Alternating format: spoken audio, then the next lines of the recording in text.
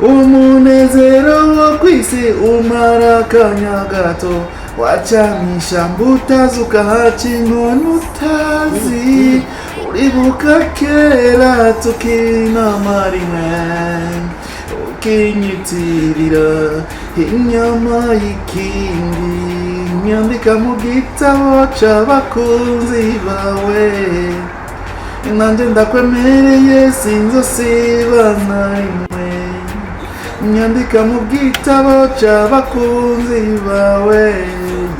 Wagwan my team Pisco Entertainment and Media, muraho mumeze neza? Uyu munsi naje ndyohewe, naje ndiko ndaririmba indirimbo z'umuririmbyi yitwa Karum, nawe ni Satubi, amenyekanye ku izina rya Satubi.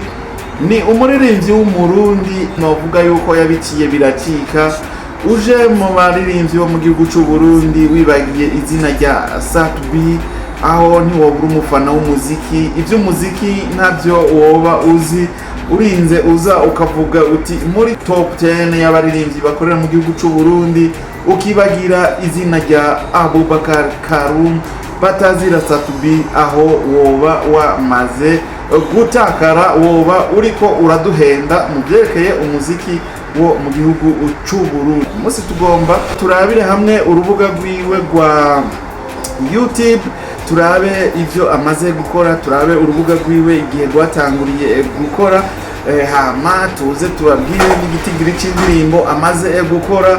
Ariko ahanini tugomba tugaruke kuri Tel Aviv. Uyu munsi yakoze indirimbo respect kabisa. Satubi yagarutse, novuga yuko Satubi uyu munsi yeretse ba bana bagize iminsi bavuga bati ni jewe ndo umwami wa Buja Flavor, ni jewe ndi king. Yaberetse yuko Satubi ari wa wundi wa kera. Satubi atahana namwe yigeza umuntu yoharira yuko ino ndirimbo ya Satubi yitwa Tel Aviv atari indirimbo ikwije ibisabwa, haba muri production, haba muri director. Indirimbo irakwije. Satubi yakoze indirimbo nziza cyane. Reka rero tumira amategato ya cenza ndababwire ivyo nabateguriye muri kino kiganiro ocuno munsi.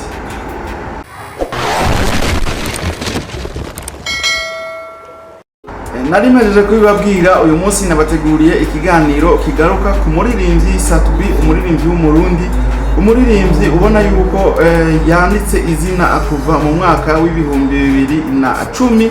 akaba ari umuririmbyi twamenye kuva kera. Umuririmbyi yaje yerekana impano, yerekana n'ubuhinga budasanzwe mu kuririmba, yerekana ubuhinga budasanzwe mu muziki wo mu gihugu cy'u Burundi. Ngira ngo uvuze nkuko nari nabivuze nka top 5 y'abaririmbyi bo mu gihugu cy'u Burundi, abaririmbyi bashoboye, ukibagira Satubi, wewe ntiwoba uri umufana w'umuziki. Iby'umuziki ntabyo woba uzi. Rero uyu munsi nagarutse kuri uyu muririmbyi kugira ngo ndababwire byinshi byiwe. Satubi ni umuririmbyi asanzwe akoresha imbuga ngurukana bumenyi nyinshi zitandukanye, asanzwe yinjiza amahera menshi cyane kubera akoresha imbuga zitandukanye. Arakoresha nk'urubuga rwa Spotify, arakoresha n'urwitwa Deezer, agakoresha n'urubuga rwitwa Facebook, agakoresha na Twitter, Instagram, Audiomack, agakoresha na TikTok hamwe na Boom Play Music. Ariko rero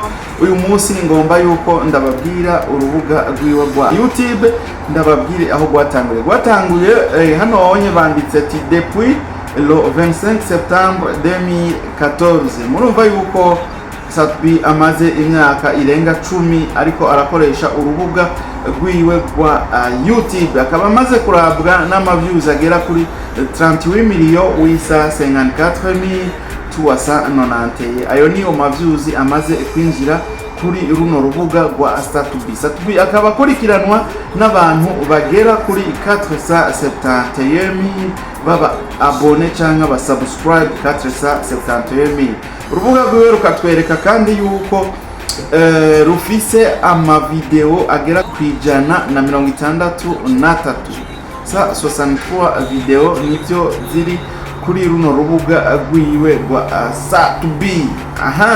Reka tuve muri ivyo rero tugaruke kuri Satubi nyezina. Mbega Satubi wewe watanguye kumumenya ajyari? Je natanguye kumumenya agitanguye kuririmba, yaratanguye arakorera mu migwi itandukanye, arakorana n'iyindi migwi. Abo batanguranye umuziki uyu munsi ni bake babandanije umuziki, nabo barabandanije. Urabona yuko batariko barabikora nkuko Satubi ariko arabikora. Ico gihe Satubi yatanguranye n'abantu bayitwa bari bagize itimu yitwa Indirimbo, muri bararirimbanye mu ndirimbo yitwa inkuru y'ukuri. Iyo ndirimbo baririmbanye na timu yitwa Indirimbo. Abonye barahevye umuziki. Abandi nabo baba batanguriye rimwe ni nk'abajya ba Emerson arakora ariko ntabwo akora nka Satubi. Ari bitwa ba Frank Generation 80, abo ntabakiboneka. Bayoya Jamal ntabakiboneka. Muri ico gihe umuziki wari umuziki umeze neza, bitwa ba Samantha bose bararirimba, ariko no musi nabo twabona nk'imigwi za Ovadu musi ntabariho. Murumva yuko Satubi nawe yabaye umupambanaji, yakoze umuziki, yaragiye arakora mu midiho itandukanye, aragura imbiba, arakorana amafeaturing nabo muri Tanzania nabo mu Rwanda, arakorana nabo muri Kenya. Murumva yuko ari umwe yoba yarahagarariye umuziki, yarondeye izina ijya no hino. Rero uyu munsi akaba yakoze umuziki, novuga yuko yaje gukosora babana bagize imisi bavuga bati uyu munsi nibo basanzwe barongoye umuziki wo mu gihugu cy'u Burundi. Uravye iyi ndirimbo yitwa Tel Aviv, ni indirimbo iriko iranakurikiranwa cyane ku rubuga rwa YouTube kuko nta n'umunsi iramara, ariko urabona yuko ifise ibihumbi bishika amajana 200 bamaze kuyiraba. Murumva yuko ari indirimbo ishobora kuba iya mbere izoshikana umuriyoni hano mu gihugu cy'u Burundi mu gihe gito. Ugiye kuraba niyabandanya irabwa cyane nkuko yarabwe ku munsi umwe. Ni indirimbo mu ndwi imwe izoba yashoboye gukwiza nk'umuriyoni w'amaviews cyangwa umuriyoni w'abakunze ino ndirimbo bariko barayiraba. Ndakwibutse rero yuko uku kwezi ari ukwezi kw'amahits ijya no hino, bariko barasohora indirimbo ugasanga ni indirimbo ziryoshe. Diamond yarasohoye indirimbo, iyo ndirimbo yarashoboye kurabwa n'abantu benshi muri kuno kwezi nyene kwa gatatu tugiye kurangiza.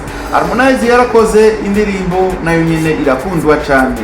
Hariho uwundi yitwa Bien yakoranye na Arkiba. Iyo ndirimbo nayo nyene ugiye kuyiraba ni indirimbo yakunzwe cyane, iriko irarabwa cyane. Rero ugiye kuraba na Satubi indirimbo yakoze ni mufano w'izo ndirimbo, nayo nyene ni indirimbo igiye gukundwa cyane. Hamwe wewe wovuga buti ino ndirimbo ya Satubi ntabwo iryoshe, woba uri umuntu atazi umuziki, canke naho woba uri umuntu afise inzigo, canke woba uriko urabivugana iyindi mvugo ariko no wankoro kwa varemera yuko gwiruka. Ino ndirimbo ya Satubi ni indirimbo igiye gusohoka imbibe, ni indirimbo izoba hit mu gihugu ca Kongo, ni indirimbo izoba hit mu gihugu c'u Rwanda no muri Uganda. Iyo ndirimbo izoshikayo muri Tanzania. Iyi ndirimbo ndakurahiye ni indirimbo izovuzwa muri Kenya, ni indirimbo igiye kuvuzwa cyane. Muri make ino ndirimbo ni indirimbo ya Afrika, ni indirimbo international. Ugiye kuraba ukuntu ikozwe haba mu masanamu, murabona ko yakozwe n'igihangange John Erare. Abantu benshi muramuzi ko mu gihugu cy'u Rwanda murazi ko ari umwami w'amasanamu, mu gihugu cy'u Burundi murazi yuko ari umwami w'amasanamu. Kuva inyanzarake mu ntara ya Makamba ya kera, mu ntara ya Burunga, uno munsi ntara yagutse gushika kw'isi yose. John Erare ni director akomeye cyane, akaba ariwe yashoboye gukora ino indirimbo Tel Aviv, indirimbo igiye kwandika amateka kw'isi yose, indirimbo igiye kwerekana yuko Satubi akiri kingi w'umuziki w'igihugu cy'u Burundi, indirimbo ata muntu n'umwe yoshobora kuyinegura. Reka twifurize amahirwe uyu muririmbyi wacu abandanye akora umuziki, abandanye atera imbere, abandanye aja imbere, atera imbere nk'umuzinga mu bikorwa vyiwe. Turi nyuma yiwe, twabaye abafana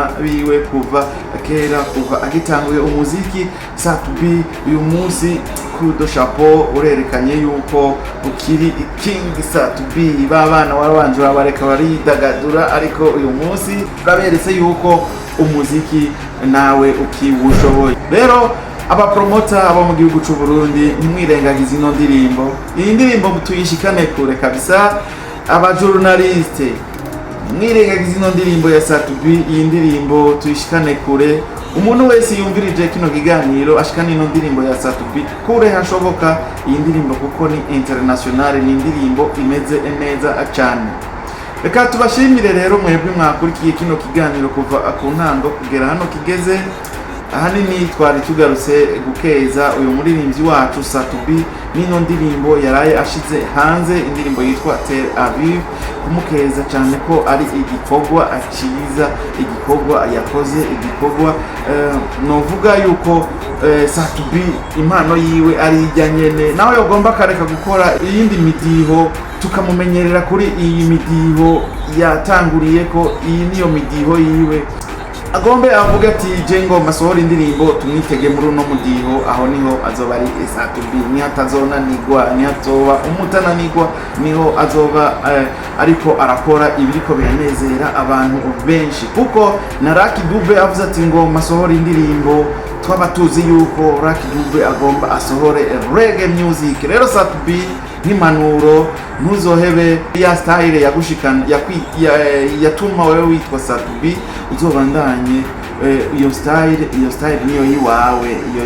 Iyo zindi style nazo ugomba nazirekere, uyigumire muri iyi style niyo yiwawe, niyo yakugize Satubi, niyo yakugize Saturite di Burundi, niyo yatumye bakwita Saturama Banfre n'amabuye. Rero nawe utamukindi kiganiro, Imana ibahezagire. Merci beaucoup.